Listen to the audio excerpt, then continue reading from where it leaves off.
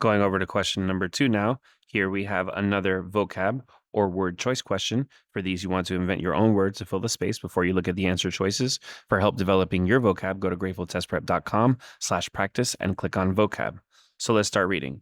Whether the reign of a French monarch such as this one or this other one was historically consequential or relatively uneventful, its trajectory was shaped by questions of legitimacy and therefore can't be understood without a corollary understanding of the factors that allowed the monarch to blank his right to hold the throne. So here we have a contrast similar to the other two questions, but a little more subtle here, and that's the word or right here.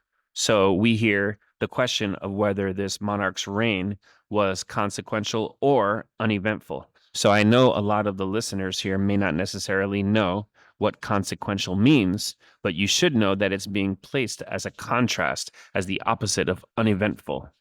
So we can say, well, whether his reign mattered a lot, because the opposite is that it was uneventful. It didn't matter. There was nothing of importance that happened.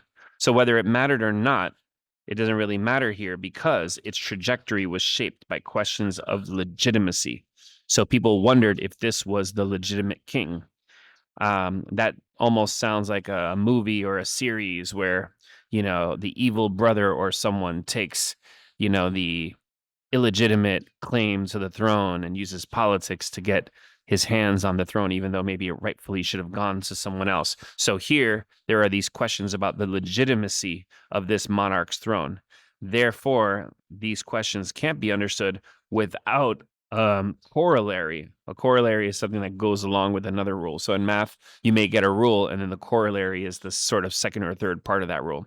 So you can't understand whether or not this person's reign mattered without a corollary understanding of the factors that allowed the monarch to blank his right to hold the throne. So his reign was being considered illegitimate, and so there were factors that allowed him to keep his right to the throne, even though there were people who thought he was not the rightful king. So to maintain might be another word that would work here. So let's look at the answers. To disengage is maybe the opposite. That would be him letting go of his right to the throne.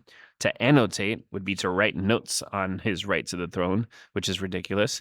C says to buttress is to support something, and that might actually work here. So the buttresses on a Greco-Roman building would be the big columns that hold up the big front of the building that usually has a giant dome on top.